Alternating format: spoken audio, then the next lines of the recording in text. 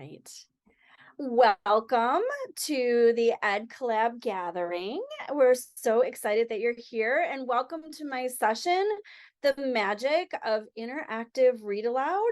I'm Cynthia Gerwin, and again, I'm so glad you're here today. Feel free to tweet about the presentation.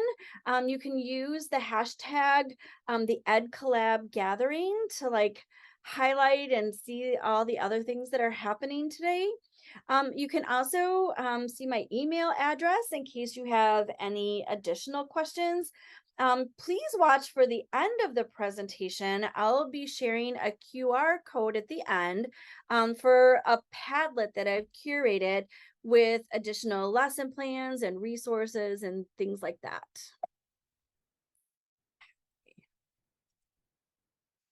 Just a little bit about myself. So, again, my name is Cynthia Gerwin. I'm a fifth grade classroom teacher. I've also taught second grade and fourth grade. So, I've kind of run a little bit of the gamut. I sponsor a club at my school called Literacy for Life. It was really important for me to start this program at my school because I feel like so many kids seem like they think that what we're doing in school, what we're doing with literacy is just a school thing. And I really want them to make the connections and become lifelong readers. As you can see, I'm past president of the Illinois Reading Council, chaired a conference, have my doctorate, and I'm an associate member of the Educator Collaborative. Most of all, I am a bibliophile, which means that I am a lover of books. So honestly, there are so many well-researched benefits to read aloud in the classroom, really from pre-K all the way through high school. These are just a few, and I think a lot of times, especially if we have any middle school or high school teachers, we often think that's an elementary school thing, but I would really encourage you to consider how you can use read aloud in the upper grades and middle school and high school. I think they can be also really build community and be some really powerful experiences. It's probably the most my most favorite part of the day, and I would also think that my kids would probably say that as well, that it's one of their favorite parts of the day. So, if you're feeling like you're experiencing any pushback from your administrators, the book In Defense of Read Aloud by Dr. Stephen Lane, which is where I got the information on the screen, is really an awesome resource. So I would highly, highly recommend that book as a resource. It is chock full of different research studies, again, really highlighting the benefits, heightened engagement. It stimulates language. This is so important if you have any emergent bilingual learners in your classroom. Really helps to increase vocabulary, improve our fluency, deepen our comprehension.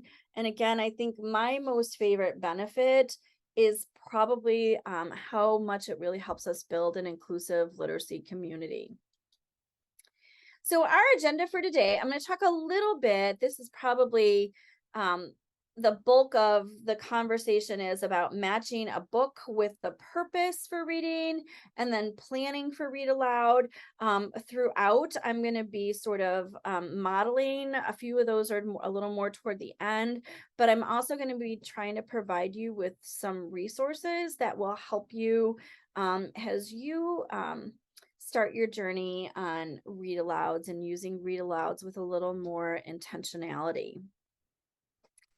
So I really want to start with classroom libraries. As a fifth grade teacher, I know and really appreciate how important it is for kids to grow into chapter books. And so one of the concerns that I always have, or one of the things that I struggle with as a fifth grade classroom teachers is, especially lately, it feels like I'm watching so many kids who are making book choices that are really easy reading, I'm really comfortable reading. They'll reread a lot of books, and I don't ever want to discourage that. I think all reading is beneficial.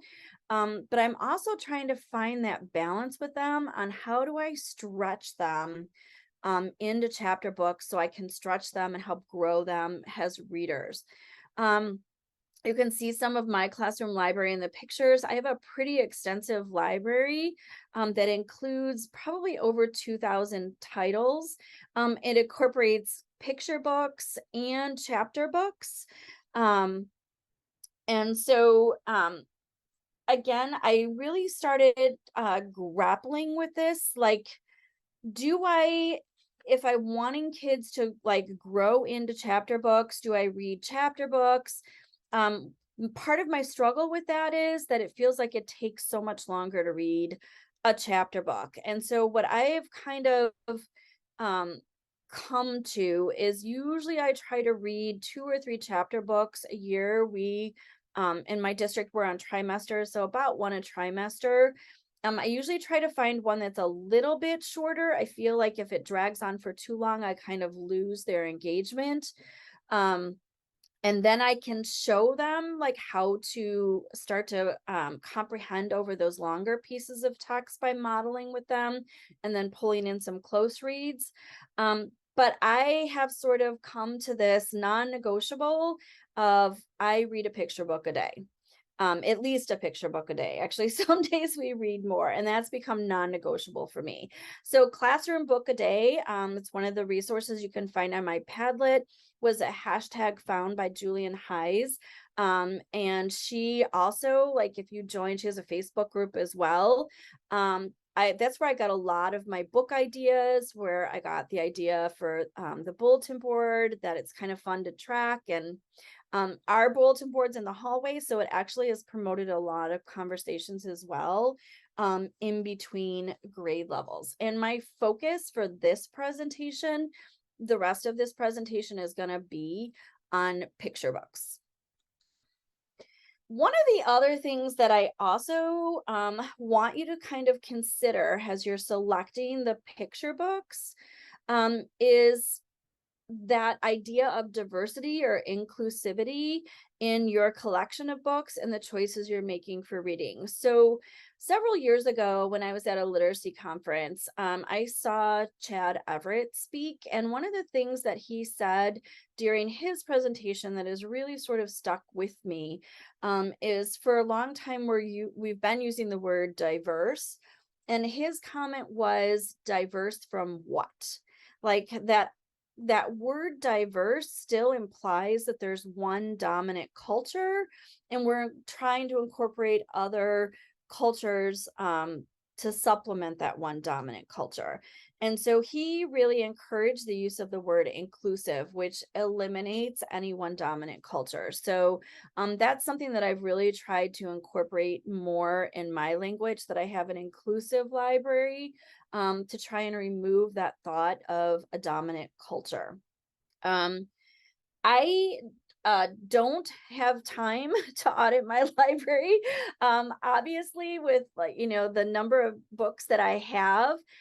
So as I've learned more about building an inclusive library, it's really been important to me to try and make sure that I have all kinds of cultures and backgrounds and authors and illustrators. And when I looked at my library, thinking about auditing it to really make sure that I'm incorporating that felt like a daunting task. And so, and I honestly don't remember who I saw this from, but I saw it at another conference. Ways that I can incorporate the kids into this practice. So it kind of helped me get a feel for what I was at in the books in my library, but it also really opened up some phenomenal conversations with the kids. And so one way I track is as we do daily read aloud, sometimes for a month or 2 months, we track the books that we're reading. And you can see in the poster, like, are they theme booked? Are they realistic? Like, what genre? Am I incorporating nonfiction? Who wrote the book? Who are the main characters? So it's a quick visual for me in the back of the room to see when I'm like highlighting too much of one or the other, or it helps me also kind of think like, what new books do I need to get in my library?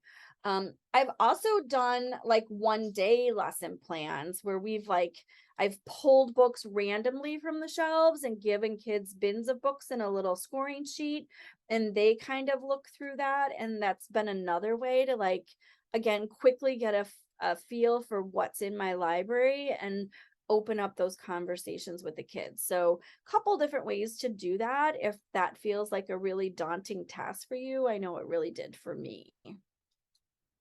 And then we come to what is our purpose? Why are we reading aloud? Why are we reading aloud every day? And one of the things that I've learned doing a book a day, and I think I've done it for probably either 6 or 7 years now, is that I don't have to read for the same reason every single day. There are days when we just read a book just for the pure joy of it. Like, we're not going to do anything, we're not going to learn anything, we're just going to come together on the carpet and hang out and enjoy the book that we're reading. Sometimes I've pulled books to address an issue in the class. So, for example, if I have a class where kids are bullying each other, I might pull Trudy Ludwig's book, The Invisible Boy, which is a great book to address that topic. And we might read that, and then that we can use that book as part of our meeting circle conversation to start to address the issue. Um, I am a huge lover of Goldie Muhammad's book, Cultivating Genius. Her 4 pillars in her book really had a profound impact on me as a teacher. It's something I think about with every lesson I plan. So, not just what are the standards or the skills or the strategies, but she talks about how are these lessons building student identity? How is it helping the kids find out who they are and where they belong in this world? How are we building background knowledge and what are we going to do with that knowledge? Sort of that criticality piece. How are we finding joy? So books are another way to really help me build identity. And again, that goes back to the previous slide, like really trying to make sure what message I'm sending with every book that I'm reading. This past year was the first year I took a big leap and I tried the mock Caldecott. Oh my gosh, it was so much fun. And I was amazed at the conversations that the kids had about story and the illustrations and the connections. And so we read 2 or 3 books a day and voted on those. And again, it just really warmed my heart that the learning was sticking more than we sometimes think it was, just hearing their conversations about books. Sometimes I'm reading it to model or skill or strategy. And that's where I start to get with that interactive read aloud. How can I be more intentional and more purposeful so that I can use the book across the week or across the trimester? Sometimes we've even come back to it throughout the year to really sort of milk that book for all the lessons that we can use, all the wonderful lessons that we can pull from it. And obviously that's our focus today. This is the highest level when we're really being very purposeful and very intentional. So when planning for an interactive read aloud, I want to start with the disposition. So how do I want to place this read aloud in the bigger picture of what I'm doing for the week or for the unit, for the other lessons that I might be teaching? I also want to consider the attitude, the tone, or the mood that I'm setting.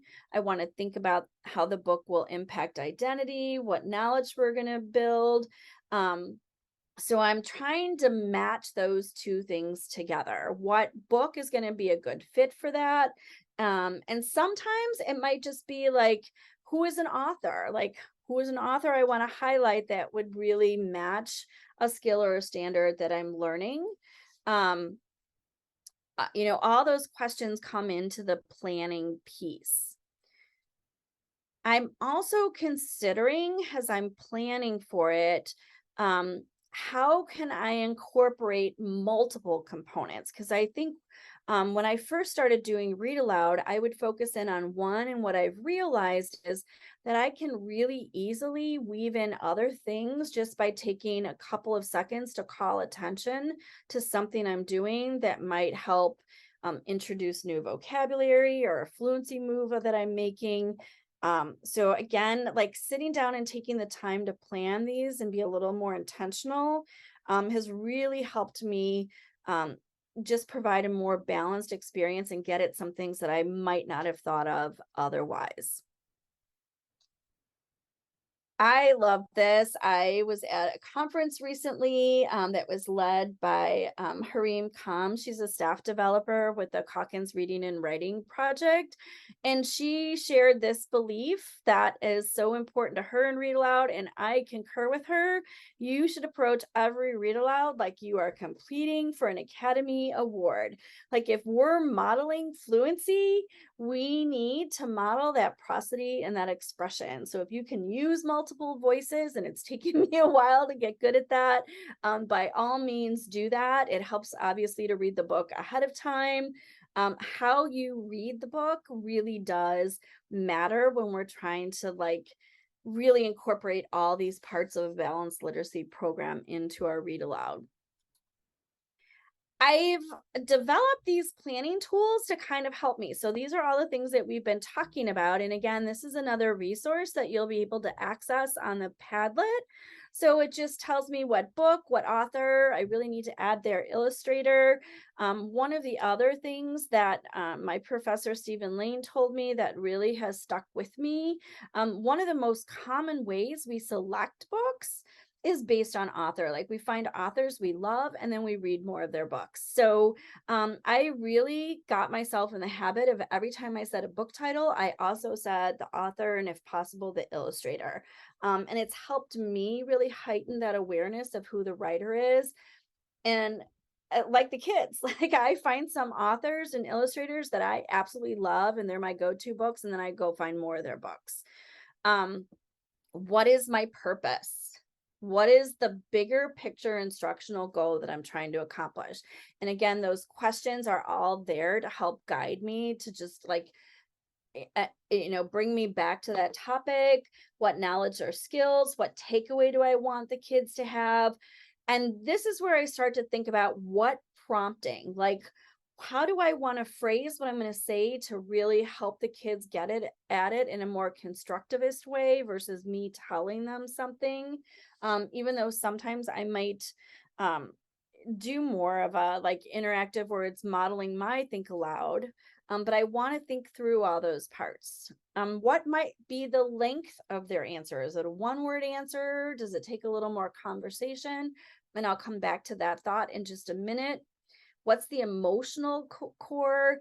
And why does this book or topic matter? So as I'm working through this plan, like looking through all the balanced literacy parts, what I have started doing in these lesson plans is taking a picture of the page, since most picture books aren't numbered, and then I put the quick image in here along with a little note next to it, like what post-it note or what do I want to like make sure I highlight.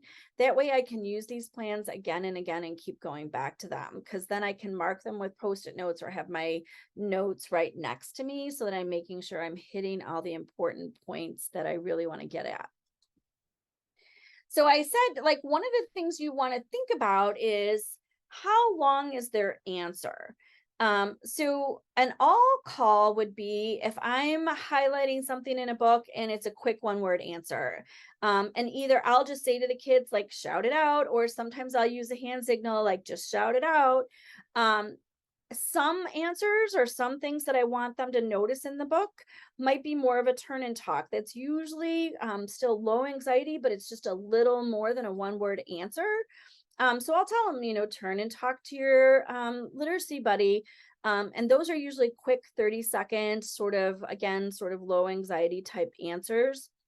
The stop and jot, typically the stop and jot is my critical thinking. Like that's sort of a big idea, like either a theme or a critical thinking question that I want them to carry across the text. So I will find 2 or 3 places within the text, and then that's the final thing that we come back to at the end of the text. And I have an example that I'll show you a little bit later in the presentation.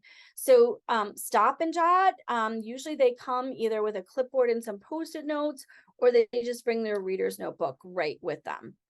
And then the think aloud, obviously, is when I'm trying to lift that level of learning, when I'm giving them information that's really new. I don't want to waste time stopping and asking them about something that there's a good chance they're not going to know. That's when I want to, get in, teach it, get back out again so that I'm maximizing my time in the book. And so let me give you an example. So at the beginning of the year, our district does a narrative unit where we're learning about story arc and how story arc impacts our ability to write a summary, even identify theme across the text. So this is one of my most favorite picture books, and I refer to this all year long. What I love about this book, Too Many Frogs by Sandy Asher, um, is it has like a perfect story arc and it's really clear cut. So typically in a picture book, the first 3 or 4 pages, you get introduced to the characters and the setting. The next couple of pages, you get introduced to the problem. Then after that, you have a repeated event that's elevating the problem. Typically in a picture book, because of the length, there's 3 repeats to that event that's elevating. You have a climax and then some type of solution. So this book has been a great tool for me either to review or to check where kids are in their understanding of a story arc, and really like be able to highlight that. And then we come back to this like all the time throughout the year. Once I know that they've got a story arc and then we can start to summarize, then I can start to introduce books where the story arc isn't quite as clear cut. So this is like an awesome book to start with. I found it to be really useful. So before we start reading the text, we want to orient the kids to the text. Preview the book, talk about the author, maybe do a picture walk for younger grades.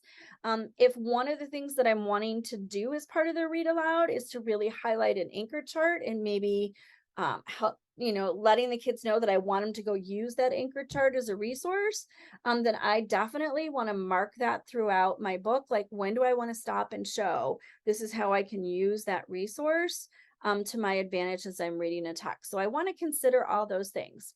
If that's what I'm doing, I want to make sure the kids know where the anchor chart is, or maybe a word bank. Okay, so here's the first example that we have. So this book is called The Proudest Blue, and I'm going to go ahead and play this video. This is one way that I've introduced the author, is using a short video clip about the author. Other ways that I've done it is I have had the pleasure of meeting many of the authors of the books that I've had. So sometimes I'll convey to the kids the story that I learned when I met the author about the book.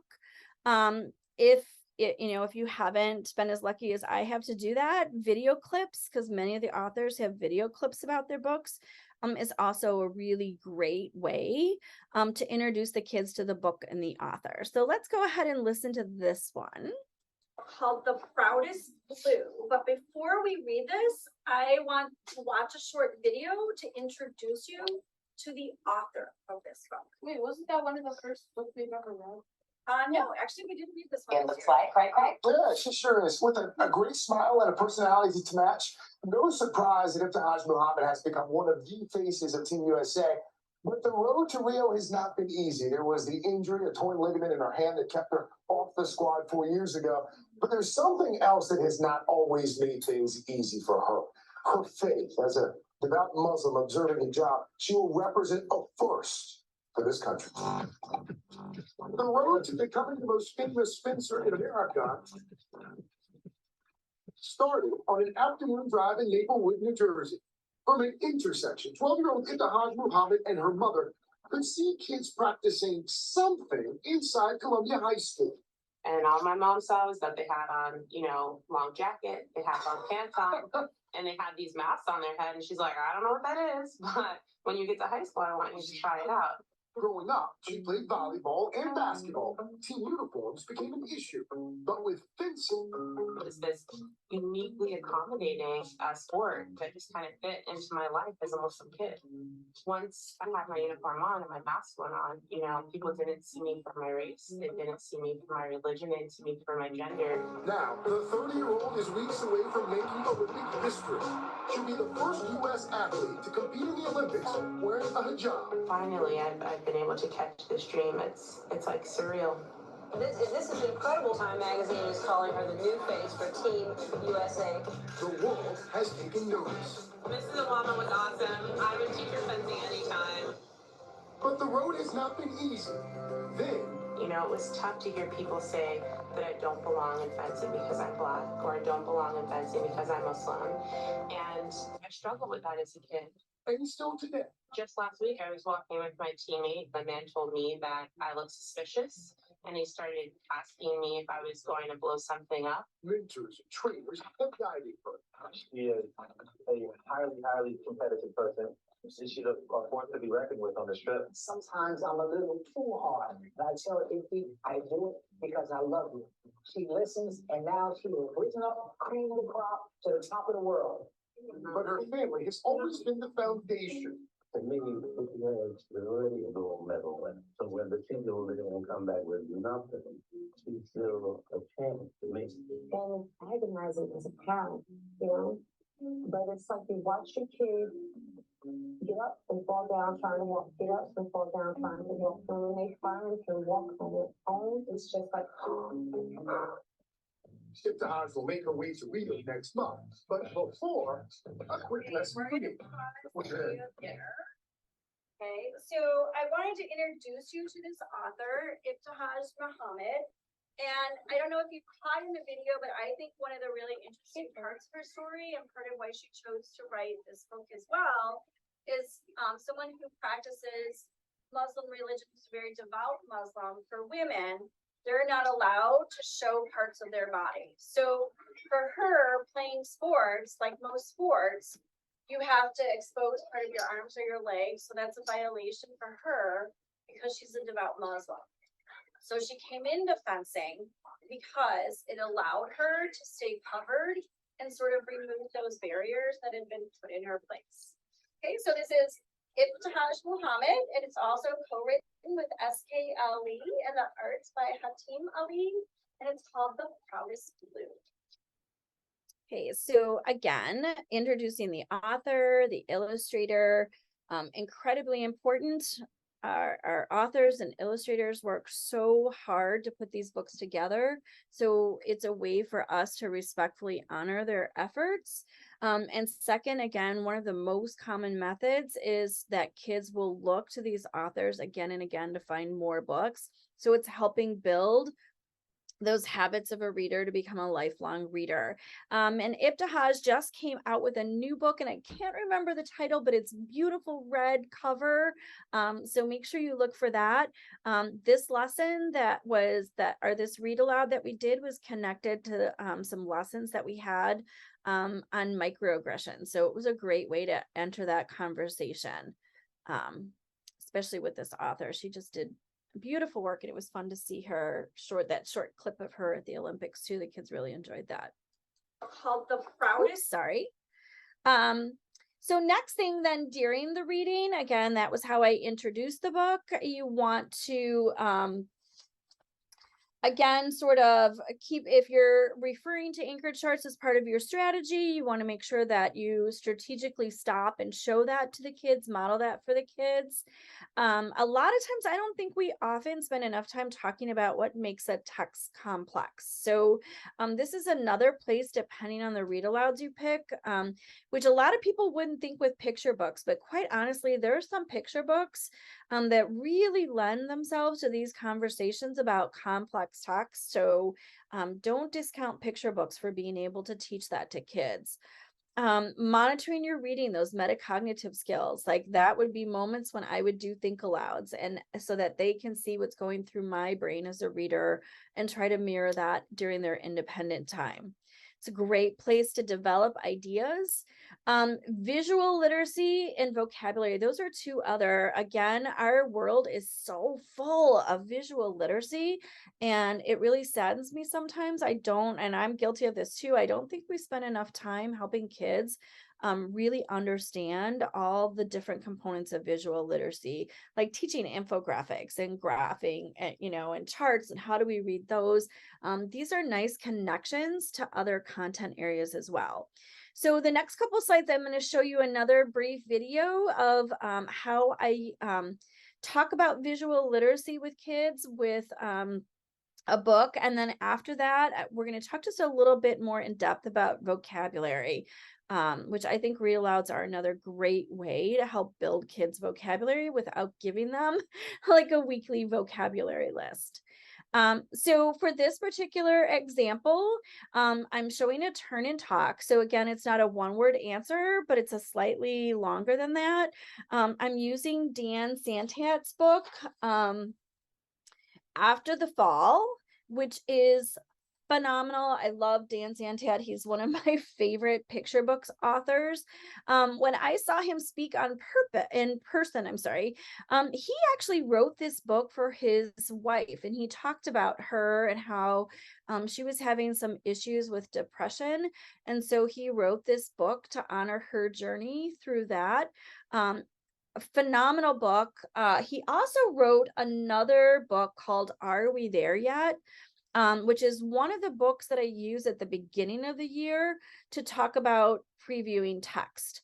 One of the things about Dan Santat, and I'm seeing it with more and more authors, more and more new books come out. But Dan Santat especially, like every single inch of his book is part of the story. When you take the jacket cover off for Are We There Yet? It also is like because they're going to a birthday party, is like a box with a bow on it. The inside, where normally you would see sort of the copyright and the publishing material, that's all written in the form of an invitation. That particular book talks about flashbacks and flash forwards, and so you have to turn the book, and it's a great way to really introduce kids to that literacy device. This one, we're going to talk about visual literacy, and really I want the kids to be paying attention because Dan also uses so much of the stories in his pictures. So let's watch this little snippet. After that day, I became afraid of heights. I was so scared that it kept me from enjoying some of my favorite things. Okay, so I'm going to turn and show you the picture. And I want you to turn and talk for just a moment. What do you notice about the visuals in this illustration? So remember, he fell, Humpty Dumpty, he had a great fall, he fell, now he's afraid of heights. So what do the visuals tell you? Turn and talk to a neighbor first. So I'm scared of everything. I'm scared of like heights and like anything that's high. So I think when he gets his cereal, he's gonna like the things on the bottom are not your dreams. Things on top are your dreams. Yeah. 2, 1. So I'm hearing like lots of really good things. Let's just share a few so we can move on. Lucy, what did you notice? So like on the bottom, it's like all gray, and then it starts getting like brighter and brighter and brighter colors. And so like the top, they're like all the brightest colors ever. So what message do you think the author is trying to send by making all the things on the bottom gray? Sad. Okay. Jaden, what else do you notice? The green cereal at the bottom of the cereal he doesn't like the orange cereal, and the one at the top, I like the cereal and the cereal. Okay, so how is this connected to what happened? Like now he's afraid to climb up things, so he can't get stairs. So he can't get to his favorite thing? No. Okay, anything else? What do you notice? The steps. The colors. Oh, yeah. Also at the top. I like stuff. Are kind of like on the short so like you're just gonna go Oh, interesting. So if you really want your favorites, you got to reach for them, right? They're not easy to get. So that's interesting. Encouraging. Okay, and then last one, so we can move on, Penelope. It's like the darker one, like the more gold one, and then the colorful and like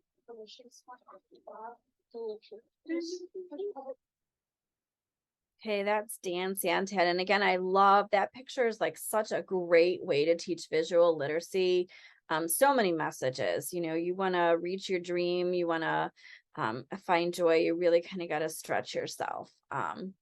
And another great thing about this book is he does a lot of work with visually with perspective. So after he falls, like being able to look up at everything, and I'm not going to give away the ending. Brilliant book. Love this book. Love anything that Dan Santat does is just incredible. Oops. Okay, so I mentioned I want to come back to vocabulary because, again, interactive read aloud, I think, is one of the best places that we can elevate or lift up our children's vocabularies. So Freddie Hybert is another literacy expert that I've seen several times at conferences, and I've heard her speak several times. She specializes, or one of her specialties, one of her many specialties, is vocabulary acquisition.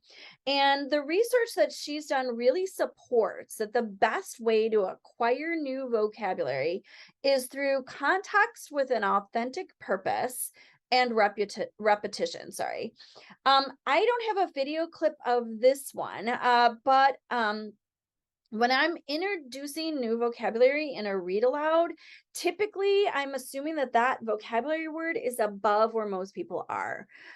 So this is one of those moments where I don't want to do an all call or do a turn and talk because I'm already assuming that it's something they don't know. So I want to get in, I want to teach the skill and get back out and move on with the read aloud because I have to also be careful. Like I want to make sure that the read aloud doesn't drag on too long because I'm doing too many things. So that's another thing that you're trying to balance out. Like how often do you want the kids to turn and talk or stop and jot so that you make sure that you're not spending too long and then you kind of bog down your read aloud.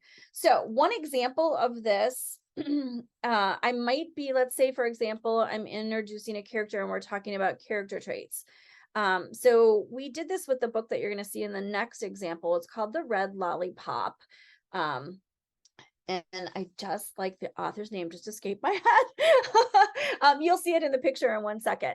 Anyway, so the story is about a family that moves here from Pakistan, and there's 3 little girls in the family, and they the one older girl, Rubina, comes home with an envelope. That's when I do an all call, like, what do you think is in the envelope? It's a birthday party invitation. And her younger sister is just like going crazy because she wants to go to the party and mom doesn't understand. They've never been to a birthday party before. So one of the words that I wanted to teach the kids was this word assimilate. So the first thing I do is I'll state the word has one of the character traits. Then I provide a kid-friendly definition of assimilate.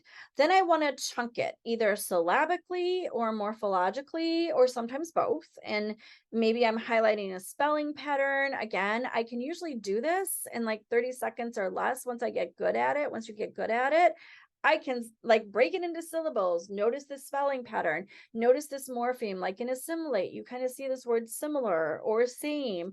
Then I will ask the kids to repeat it with me several times. Can everybody say the word with me? Assimilate, assimilate. And then I can refer back to it in the story. So what am I doing? I'm really honoring Freddie's work. I'm teaching the word in context with an authentic story that I can come back to. I'm having the kids repeat it.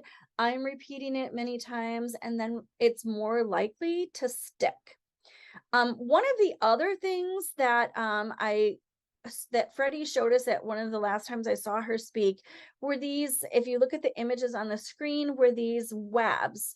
And this to me was one of those aha moments as well. So the one that you can see a little more clearly is a web for Charlotte's Web. For fiction books, you can also do it. You probably see it more often with nonfiction books. But one of the things that I've started also doing when I'm teaching vocabulary, and I might have them do this later in the week as an activity, is really start to web out the words. Like What do they mean? Do you remember what it means? If not, let's talk about it again. And how is this word connected to either the parts of the story or the character trait? But this webbing experience really helps kids sort of like Velcro it to other ideas. And again, it helps it stick a little bit better, and really improves their retention and then their ability to turn it from receptive to expressive and start using that vocabulary word. So a couple little tricks from Freddie Hybert that have really they have a lot of power, and I've seen them really help kids a lot with their vocabulary acquisition in my classroom. And then we get, of course, to after the reading. So as I mentioned, usually when I have them stop and jot, the stop and jots we are doing throughout the book, and that's usually connected to theme or critical thinking. So it's an essential question. It's not one that has any right or wrong answer. And I'm going to play this little video when we get to the end of this story, The Big Red Lollipop. This is what we stopped and jot, and then our share out from that. Okay. So Sonic gets to go by herself. Wow. Okay, we figured out the favorite was. Hashtag favorite. You're taking both of us now. You're taking the whole class. You're taking all three of us. I hear a knock on the door. What do you want? I asked Anna. Here, and she hands me a big green lollipop. Thanks, I say, and after that, we're friends.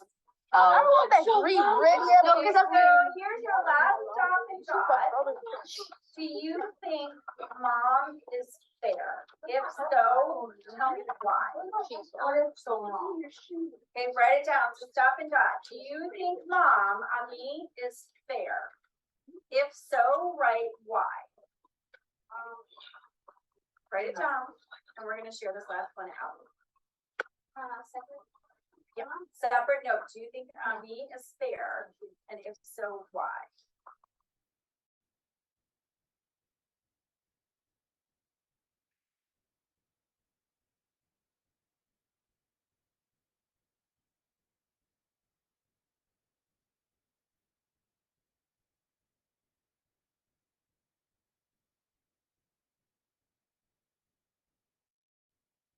I'm going to ask a couple of you to share out, but I want you to take a moment before you do.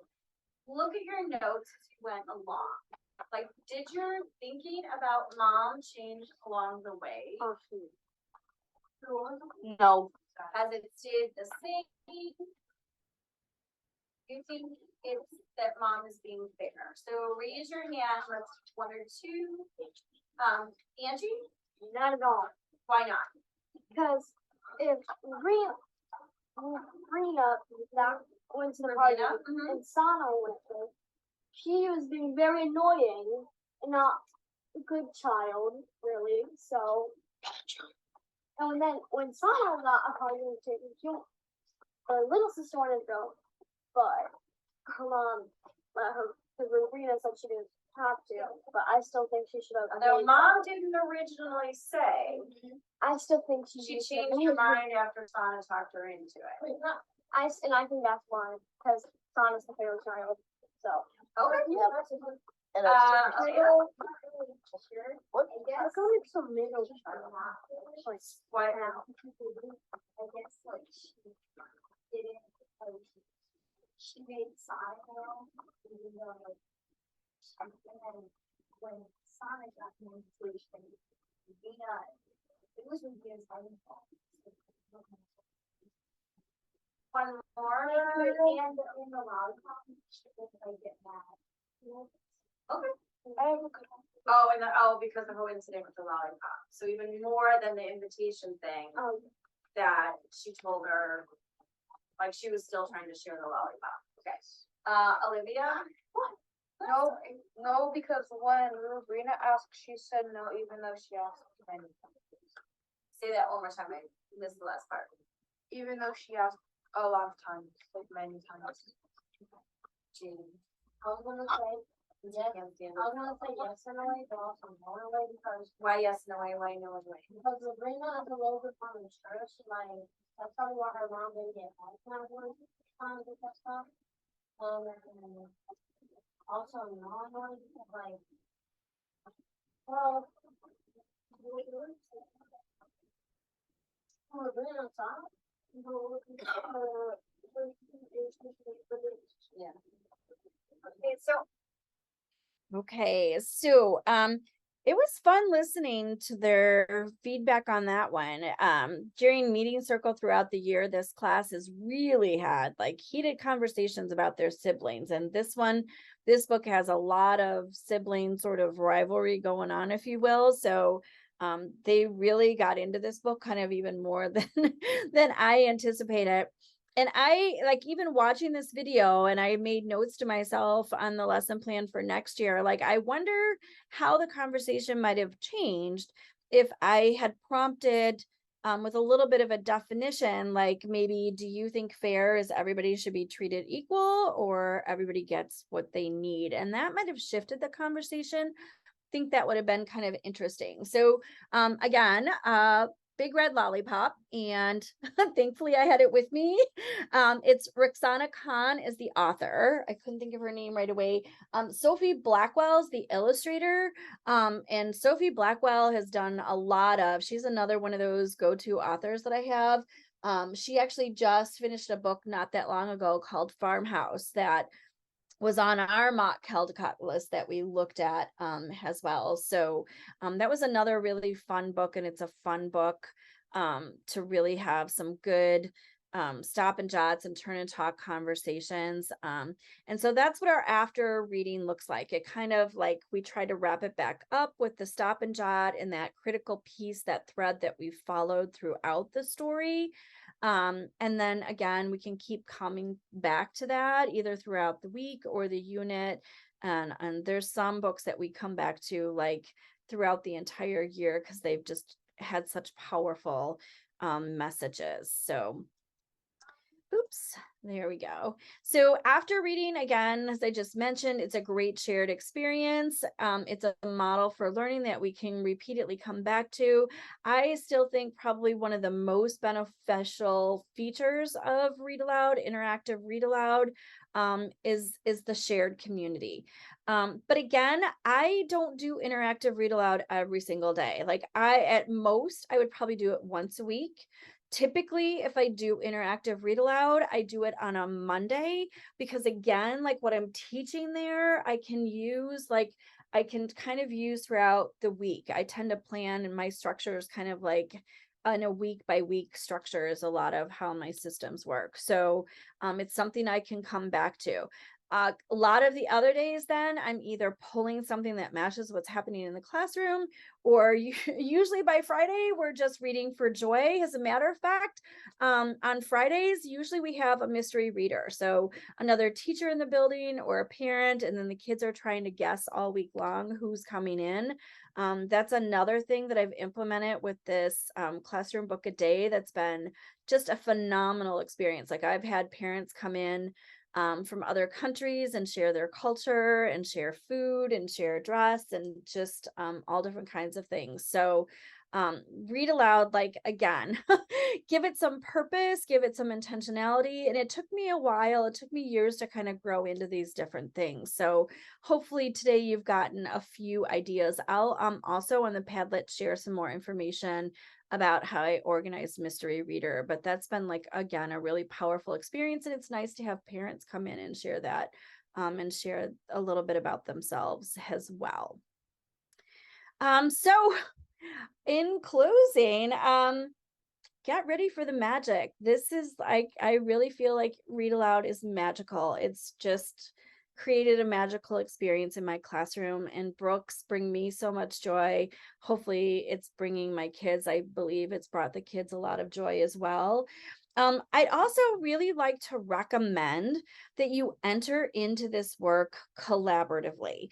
Working with a friend or a colleague makes so much difference. Like, you notice things when you're sharing and talking with a friend or a colleague that you wouldn't notice by yourself. I always find more things in the books after I've shared them with the kids and then made notes, or after I've talked to like teammates or other people in my building. And it just makes the experience more joyful and more fun. And reading should be joyful and fun. So if you don't have a good colleague, again, feel free to reach out to me. You have my email address, and I'm always happy to help kind of work with you and, brainstorm some ideas to get you started. You have the QR code for the Padlet, so feel free to take a screenshot. And I'm building references and different things out in that for you. So please feel free to go there. Hopefully it will help you, get some lesson plans to get you started, and maybe some resources for more books in your library. Thank you so much again for attending this session. Remember to keep tweeting out at the Ed Collab gathering, sharing your learning for the day. And I really appreciate your being here. I hope you found it useful. Make it a great day.